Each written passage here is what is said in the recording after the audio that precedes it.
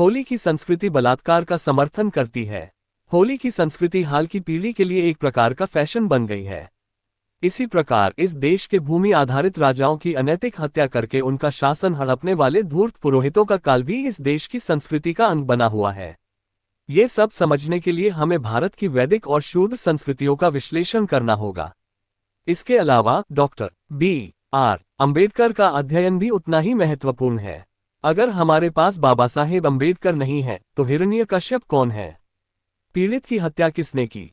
इसके उत्सव की पृष्ठभूमि क्या है? हम द्रविड़ विरासत जैसे दानव, राक्षस, नागा वंश आदि तक पहुंचने में असमर्थ थे।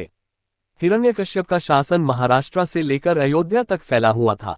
यदि आप उनके वंश वृक्ष पर नजर डालें तो पाएंगे कि हिरण्यकश्यप के पुत्र प्रहलाद थे, प्रहलाद के पुत्र विरोचन थे और विरोचन के पुत्र बलि थे। इस वंश वृक्ष में होलिका नाम की एक पुत्री आती है। वह हिरण्यकश्यप की बहन है। उनके वंश वृक्ष के लिए बस इतना ही है, शायद इससे भी अधिक, लेकिन हमें अभी तक वे प्राप्त नहीं हुए हैं। आइए इस समय हम बात करें कि हमारे पास क्या है। होली की परंपरा आज भी भारत में जीवित है। ये बलात्कार की पहचान है। उस पर बात करने से पहले आइए हम बाली शासनकाल के बारे में बात करें और फिर होलीकाल के इतिहास पर वापस आएं। प्रहलाद का पौत्र बलि एक अच्छा शासक था। वामन ने बाली साम्राज्य पर अचानक हमला कर उनका शासन हड़प लिया। वामन अपनी सेना के साथ बाली में प्रवेश करते हैं और राजधानी के पास डेरा डालते हैं। लेकिन बाली अधिक सेना नहीं बुला सका क्योंकि वह वामन के अचानक आक्रमण से अनभिज्ञ था। वह युद्ध के मैदान में मर जाता है। लेकिन बाली का दाहिना हाथ बानासुर वामन को हराने के लिए बहुत संघर्ष करता है। हालांकि उन्हें हराया नहीं जा सका। वह रात में अपनी सेना के साथ भाग जाता है। जो भाग जाएगा वह पुनः बलिराजा के पास लौट आएगा। तब तक दूसरे बलि का राज्याभिषेक हो जाना चाहिए और द्विज राज्य की स्थापना हो जानी चाहिए। वहां के लोग घोषणा कर रहे हैं कि बलि राज्य वापस आना चाहिए। हम आज भी दिवाली मनाते हैं, उसे याद रखो। दिवाली के दौरान पुजारी और ब्राह्मण पटाखे फोड़कर जश्न मनाते हैं। हाल ही में शूद्रों में भी पटाखे फोड़ने की आदत पड़ गई है। लेकिन मूलतः शूद्र पटाखे नहीं जलाते थे। इसके बजाय उन्होंने घर पर दीपक जलाए, अर्थात वे इस आशा के साथ दीपक जलाते थे कि बलि राज्य पुनः आएगा और यह राज्य पुनः प्रकाश देखेगा। लेकिन पीड़ित तो खलनायक है।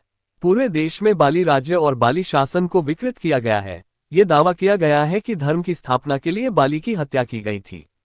इस प्रकार शूद्रों को शूद्र राजा की मृत्यु का उत्सव मनाने के लिए पुराणों को अपनी इच्छानुसार तोड़ मरोड़ कर प्रस्तुत किया गया है। राजा बलि के शासनकाल में कोई भी दुखी नहीं था। किसी भी नागरिक को कोई चिंता नहीं थी। वहां गुंडागर्दी जैसी कोई असामाजिक गतिविधियां नहीं चल रही थी। सूखा किसी को कोई परेशानी नहीं दे रहा था। सभी को समानता और समान न्याय मिलेगा। मुझे नहीं पता कि इतने अच्छे प्रशासन के बावजूद उन्होंने पीड़ित को क्यों मार डाला। वह एक राक्षस राजा है। ऐसा इसलिए क्योंकि वह शूद्र है। शूद्रों के शासन को बर्दाश्त न कर पाने के कारण ब्राह्मण समुदाय ने उनकी कुल्हाड़ी से हत्या कर दी। उन्होंने इस पर एक झूठी कहानी बना दी है, जिसका इतिहास इतना वास्तविक है कि विष्णु ने 3 पैर मांगे और उन्हें पाताल में धकेल दिया और इसे एक धार्मिक अनुष्ठान में बदल दिया, जिससे पूरे देश के लोगों को मूर्ख बनाया जा रहा है। एक तरफ हम पीड़िता की हत्या करके दिवाली मनाते हैं, वहीं दूसरी तरफ हम होली मनाकर बलात्कार का समर्थन करते हैं। होली मनाना एक फैशन बन गया है। ज्यादातर विश्वविद्यालय परिसरों, IIT परिसरों, मेडिकल, इंजीनियरिंग और अन्य कॉलेज परिसरों में कितने लड़के इस बात से दुखी हो रहे हैं कि इस बार सूर्योदय के समय हमने किसी भी लड़की का चित्र नहीं बनाया। इसी तरह लड़कियां और लड़के इस बात से दुखी हैं कि इस बार जंगल में कोई लड़का नहीं मिला। लेकिन हकीकत में होली मनाना महिलाओं के खिलाफ बलात्कार और हिंसा का समर्थन करने के समान माना जाना चाहिए। जैसा कि पहले ही बताया जा चुका है, ब्रह्मा के पौत्र की बलि दी गई थी। हिरण्यकश्यप ब्रह्मा के पिता थे। होलिका हिरण्यकश्यप की बहन है। आज मनाया जा रहा होली का त्योहार बलात्कार का इतिहास है। हिरण्यकश्यप के शासनकाल में पुरोहित वर्ग दिवालिया होने की कगार पर पहुंच गया था। यहां तक कि भगवान विष्णु की न्यूनतम पूजा की भी अनुमति नहीं थी। पुजारी मूलतः वे लोग हैं जो प्राकृतिक संसाधनों को लूटते और नष्ट करते हैं। इसके अलावा वे आदिम संस्कृति को नष्ट करने की ओर बढ़ रहे थे, क्योंकि पुजारी उपद्रवी थे जो वन संपदा को लूटते और नष्ट करते थे। हिरण्यकशिपु, जो वनों का प्रेमी था, ने एक शाही फरमान जारी किया कि वन में किसी भी प्रकार की जड़ी बूटी को नष्ट नहीं किया जा सकता, क्योंकि उसे डर था कि इससे जड़ी बूटियों की संपदा नष्ट हो जाएगी। इससे क्रोधित होकर पुरोहितों ने हिरण्यकश्यप के पुत्र प्रमाद को अपनी ओर आकर्षित कर लिया और ऐसी स्थिति उत्पन्न करने लगे जिससे पुत्र अपने ही पिता के विरुद्ध हो जाए। उसने जानबूझकर प्रमाद का ध्यान भटकाने की कोशिश की और उसे उसके पिता का दुश्मन बना दिया। उन्होंने उसे शराब पीने और जुआ खेलने जैसी बुरी आदतों में लिप्त होने के लिए मजबूर किया और उसे अपने नियंत्रण में लेकर हिरण्यकश्यप के विरुद्ध कर दिया। इससे क्रोधित होकर हिरण्यकश्यप ने अपने पुत्र को राजसभा से निकाल दिया। बेटा, जो घर छोड़ चुका था, पुरोहितों की संगति में आकर तमाम तरह की बुरी आदतें सीख गया था और मूर्खतापूर्वक जंगल में पुरोहितों के साथ समय बिताने लगा था। होलिका नाम की एक पुत्री हिरण्यकश्यप की बहन थी और इस प्रकार भक्त प्रहलाद की सास थी। प्रहलाद शुरू से ही उसका जीवन रहा है, इसलिए वह उसे छोड़ नहीं सकती थी, इसलिए उसने उससे चोरी की और प्रहलाद के लिए भोजन ले आई। एक दिन जब होलिका प्रहलाद के लिए भोजन लेकर जंगल से गुजर रही थी तो कुछ धोखेबाज ब्राह्मणों ने उसे रोक लिया, उसी जंगल में उसके साथ सामूहिक बलात्कार किया और वहां मिली लकड़ियों से उसे जला दिया।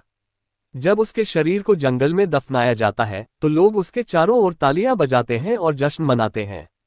हम आज भी इसे होली के त्योहार के रूप में मनाते हैं।